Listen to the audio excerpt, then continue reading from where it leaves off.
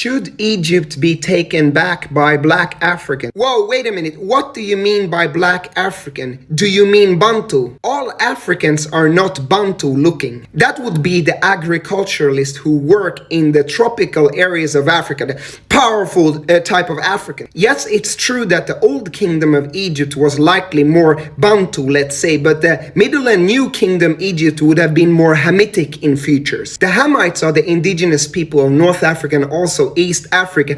The Hamite, which comes from children of Ham, children of Noah, have typical features. They live in the desert. Many of them are nomads. They are very thin. They have alkaline features. Yes, the original Hamites are black, such as, for example, Tebu, Tuareg, Fula, Nubians, and nomads in Eritrea, Ethiopia, Somalia. The Hamite is typically very proud and very stubborn and very single-pointed in their analysis, which is why most Hamites today would be Muslim. What frustrates me in African American analysis of Africa is that they sort of oversimplify and put everyone into Bantu-ness. The more Bantu you are, the more African you are. But the desert people and savannah people do not look like the heavy agriculturalists. And the Hamitic type is typically not the one that you would have taken as slaves.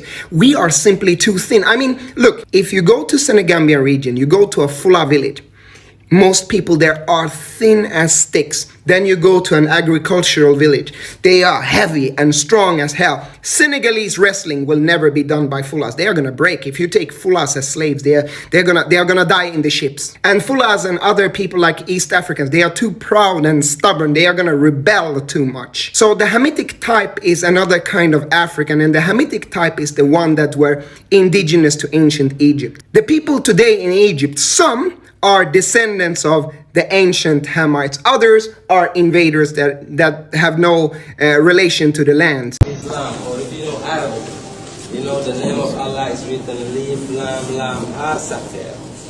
This is Wolof. This is ancient Africa. This is Leaf, Lam, Asaker. This is Allah. But right now, you go to the Quran, you go to the Arabic, they tell you this is Arab, this is African, this is Wolof. I translate the Quran into Wolof more efficiently, more perfectly than the Arabs can do. The Quran we're reading, the vocabulary is this time, is old. The modern day Arabs for Arabic Saudi and Yemen, they cannot translate, they cannot explain those words. It's too old. They call it ancient Arab.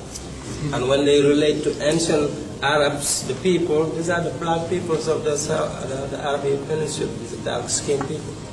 And this is the original name of Allah. Can you say the name again? Leaf, Lam, Ha-Saker. Ha-Saker means the Ha of the pyramid. And this is the right hand. Like you offering power, you're offering strength, you're offering, it's your right hand. See, the pyramid right there. And your shoulder, your elbow. Leaf, Lam, Ha-Saker. So you're using your own self. As you can see on the screen, the way the Muslims pray is identical to the way the ancient Kemetic people used to pray. And this is before any Islam. They're exactly the same way they pray. You can see on the walls of Kemet. We know religion, the term itself is Latin, meaning to bind someone, to bind something. And they're binding your mind to a book, to believe in something that is not true. This is all man-made stories. The oldest printed Quran is only within the 1500s. Religion was constructed by men to control people on the planet. If you don't know this was plagiarized, you gotta do some research. The way they pray in Islam is derived from ancient Kemet. Things that Islam took from ancient Egypt. Concept of a soul. Concept of one true God. Donation/charity. Ablution, cleansing before prayer or entering a temple. Writing. What to say when a prayer is done. Amin. Circumcision. Lunar calendar. 1 month fast. Paradise for those who acted good. Judgment Day. Not eating pork. Sacrificing lamb after fasting. Praying 3 to 5 times a day. Prayer position. Commandments sent from God. Holy place to make pilgrimage. Appropriate dressing to perform elements related to religion. Names of newborns are taken from the Holy Book. Education method. Architecture of mosques. And the list goes on. If you want to find more gems on our history, support us on Patreon. Follow us, and see how those who are said to be without history, birthed civilization itself. Subscribe for more. I see our sisters, أرى أخوات لنا and I'm very happy to see our sisters. وأنا سعيد للغاية أن نرى أخوات لنا بيننا Because true Islam will never marginalize women. Remember فلنتذكر that if the women do not know the Quran and the words of Allah and study the words of Allah, how then can they pass on to the children what they do not know?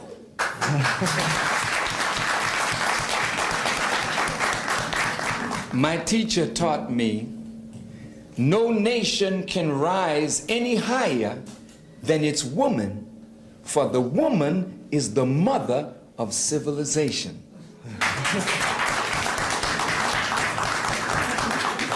Now, why is this so? When you teach a man, you teach an individual. When you teach a woman, you teach a nation. And no, you don't get to say that, it didn't used to be that way. That somehow your society, your civilization got hijacked.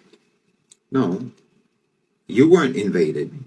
You weren't colonized. You weren't occupied. Outsiders did not come in and take over your countries and sabotage them and, install a tyrannical system. That's what you did to others. Nobody did that to you. You don't get to, explain away the failures of your societies in the same way that countries do that were colonized and deliberately destabilized and deindustrialized and sabotaged by you. You don't get to do that because you did all that to them. Nobody did that to you. You made your societies what they are. You don't get to be the dominant power in the world for centuries and then act like someone else is responsible for the abysmal state of moral values and intellectual development in your societies. This is what your civilization is, what it always has been. It has become what it was always becoming, and what it only ever could become. It is a vicious, classist, materialistic, selfish, ruthless civilization that cloaks itself in platitudes and moral rhetoric. It's like a rapist whispering poetry into the ear of the victim during the act. So yes, I don't have anything against you. I see most of you as victims. But don't tell me that the rapist is actually a poet. And you need to stop telling yourself that. Economically, your societies have just gone from one form of feudalism to another. The masses are held in contempt, and the only value that's upheld in the society is monetary value. That's why democracy does not extend to the private sector, nor any other values or principles that you espouse. The area of life in which you all agree, to suspend your values and principles, that's the area where you demonstrate what you actually believe. People allow themselves, they give themselves permission to do anything and everything for the greater good of shareholder value. That's your supreme good in your society. That's the supreme good in your society. You have this compartmentalizing philosophy that business is business. It's a morality-free zone. And this philosophy has led to the creation of a parallel power structure in the West, a power structure unconstrained by morality. And like I said, business is sacrosanct. It's untouchable. That lets you know what your civilization actually prioritizes and values. And from the beginning, you had this compartmentalization. You have the hand of the government, and you have the invisible hand of the market, as Adam Smith said. And you ensured that the hand of the government should never interfere with what the hand of the market is doing. But you did not ensure that the hand of the market would not interfere with what the hand of the government is doing. And the invisible hand of the market has become an invisible iron fist, and it's squeezing the life out of you. The invisible hand of the market is around your throat. And like I said, your civilization approved of this from the beginning. So yes, I sympathize. I sympathize with people in the West. It's a very terrible thing that's happening to them, and that has been happening to them. On a very deep level, it's a terrible thing. Your society has betrayed you. Your civilization has betrayed you. Your civilization has lied to you. Your civilization has sabotaged you. Your civilization has crippled you. I sympathize with all of that. And like I said, I see most of you as victims of your own civilization. But what I don't sympathize with is anyone telling me that this is not the case. Because like I said before, everyone can see it, but you.